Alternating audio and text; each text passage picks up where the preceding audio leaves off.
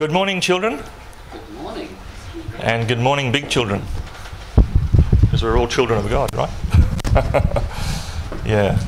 I'll tell you a bit about myself later, but let me just tell a story for the kids. Now, kids, how many... Put your hands up if you pray sometimes. You like to pray? Does Jesus answer prayer? Yes. You think so? You sure about that? Very much. What about the big children? Does Jesus answer prayer? You sure about that? Has he sometimes not answered your prayer? Oh yeah, but we have to wait. Have to wait sometimes? Yeah. And sometimes he just says, no. Sometimes he says, okay, but later. Sometimes he says, no, not that, but I've got something better. Different ways the Lord answers prayer. Look, I'm new to the Northern Territory. I'm in Darwin now. I'm pastor up there. I was born and bred in Queensland. And the only other time I went to the Northern Territory was back when I was a mad young fella, about 24. And in 1984, I had a trip. I left from Sydney, went up as far as Townsville and across the middle, and out to the Three Ways. We went up to Darwin, then down to the Alice Springs, Dares Rock.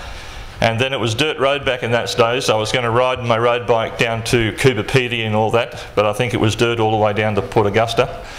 And a fellow on a dirt bike, like John's big dirt bike he's got, came up and said, no, the road's pretty bad. You won't make it on your road bike. So we hopped on a train, went to Port Augusta. I ran out of money then, so then I rode through Cobar and back to Sydney, and 6 weeks away. But the only other time I've been out to the Northern Territory was in 2011. And this is... I was in Townsville in 2011. It was only the beginning of last year that we moved to Darwin. But in Townsville, Pastor Quinton, you guys would probably know Quinton Dutlow, who was up in Alice Springs. He asked me to come and run some meetings at Alice Springs and go down to the Fink and, you know, the new church plant there and so forth. So I loaded up my Prado, a model before yours, John, or two, and had all my camping gear and the roof racks and stuff, and I went off on my epic outback adventure. And I came to the Barclay Homestead. You know where that is? And had a big break there, had a rest, and for about an hour. And then I continued along the road, the Barclay Homestead there, and I continued along the road where, far as the eye can see, there's nothing.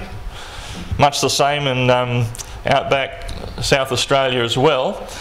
And then, I don't know if I fell asleep. I was only 10 kilometres outside the Barclay Homestead, and I was fiddling with something in the car, but I might have had a little sleep. You know, you go to sleep.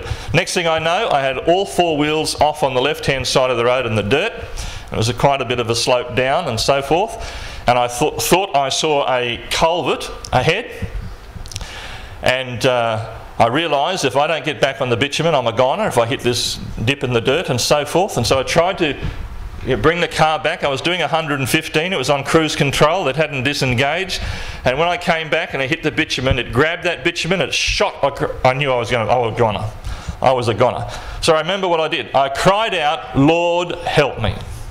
I screamed it out. I remember it to this day. And the next thing, I was rolling, and the car ended up like that on the side of the road. After rolling about 4 or 5 times. And next thing I know, you can see the back passenger door is open there. I'm thankful there was no one in the passenger seat, because they would have been dead. I was alone. I was in the driver's side. That's the only part that was lifted up. And I actually came out of the driver's seat. I ended up where the door was open there in the back seat. Seatbelt was done up and still done up. But next thing I know, there was a fellow at that door that was open there, and he said, "Are you all right, mate?" He was pulling a caravan the other direction, about half a kilometre away. He saw the dust and the car roll. Guess what? He was a retired paramedic. So he got me out. They found everything. Everything just went spewed all over the highway.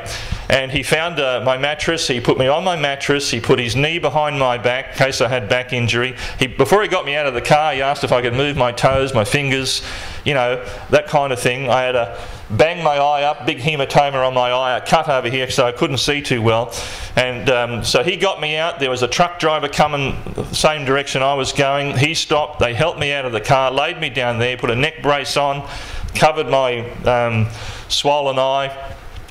And someone had a satellite phone, so they rang up Tennant Creek. An ambulance came out 2.5 hours. The police came out 2.5 hours. For 2.5 hours, that guy kneeled beside me. I told him, "You're an angel of God."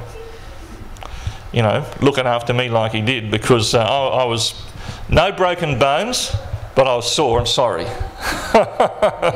And he stayed with me there. Here's the car. They had gathered up some of my gear. I had a 60-litre Engel fridge in the back, and you can see here this metal box there. That had a 100 amp hour deep cycle battery in it. Nothing strapped down in the back of the Prado. If that would have hit me in the head while I was rolling, I would have been a goner, but that flew out the window, as did most things. And that's where I was. Now, Pastor Quinton, they towed the vehicle eventually back into Tennant Creek, and he went up from Alice Springs and he took some pictures, so some more pictures of the vehicle. You can see here. You can see if there's anyone on the passenger side, they would have been killed. And then, this is what interests me, because this is my driver's seat. It looks like someone's grabbed that back left corner of the seat and just pulled it down onto the back seat. And that's where I flew out. And I ended up right there on the seat on the passenger side there. I must have hit that door because there's a whole lot of blood on the door, and I had a lot of blood in my nose, so I think I was just pouring it out like a hose out of my nose. And then I don't know whether you can see, that's looking in on the driver's seat. You can see my seatbelt there, and it's still plugged in. So somehow I came out from, you know, if the seat was pulled at the back, okay, that'll make you loose on the shoulder strap, but how I got out my whole body from the waist, I don't know. But I ended up in that back seat. Now, evidently in the roll of the car, there was a force that was pushing me from right to left. But I'm glad I went diagonally and into the back seat, because had I gone straight, I would have had head injuries on the smashed car on the passenger side. But I ended up in that back seat. When he came, he said, "Mate, you were lucky. It didn't roll one more time, or you'd be the next thing out of the car," because that back door was flung open and so on like that. So he stayed with me there, and so on.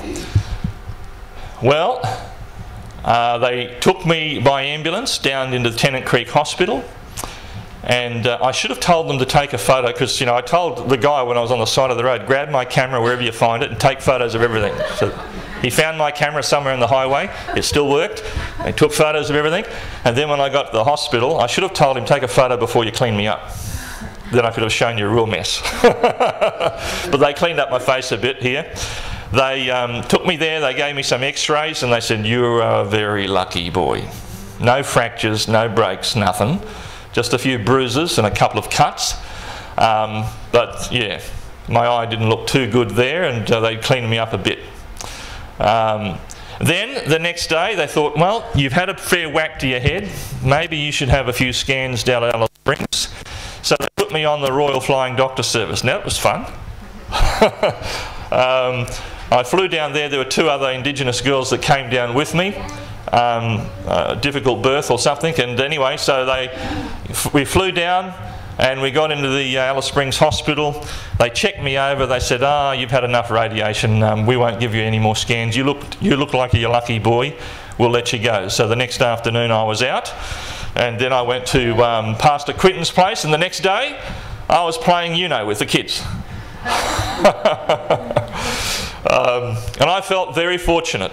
I was a little bruised, but I felt very fortunate. The kids there, they said, "Hey, show us your eye. What's under that patch?" I said, "Oh, you won't want to see that eye." "No, show us it." So I took the patch off. They said, "That's nothing. That's nothing." So the little girl, she was saying, "You're okay, Pastor. You no problems." we've seen worse with our dad. And then Pastor Quinton, they took me up on Anzac Hill. You know, I was supposed to take a week of meetings here, but I ended up just, obviously just flying back. I tell you what, I'm glad the Royal Flying Doctor Service flew me down there 500 k's, because I wasn't looking forward to a drive of 500 k's in Quinton's car, bruised and sorry as I was. So, yeah. But when I got up the hill there, I took a photo of the memorial. What does it say? At every Anzac memorial. Lest we forget. Why do they put that there? Why is that there? Lest we forget. Because evidently Australia never wants Australia to ever forget the blood sacrifice that Australians made in the wars. Is that right? In the First World War, lest we forget. It kind of meant something for me, because I never want to forget how God heard that little prayer. Lord, help me. When I was on that Barclay Highway and coming to grief. It was only a split-second cry, Lord help me, but he did, didn't he? I could have been dead. Now I have to travel along the Barclay Highway, going into Townsville for camp a few times. Every time, and I've done it twice now since the accident, 2 or 3 times. Every time I come to 10 k's outside the Barclay homestead, I stop the car and I have prayer and I say, God, thank you for hearing that prayer. I never want to forget. Don't forget God hears your prayer, because sometimes it'll be an emergency and he'll come through every time, won't he? God hears our prayer. Thank you, boys and girls.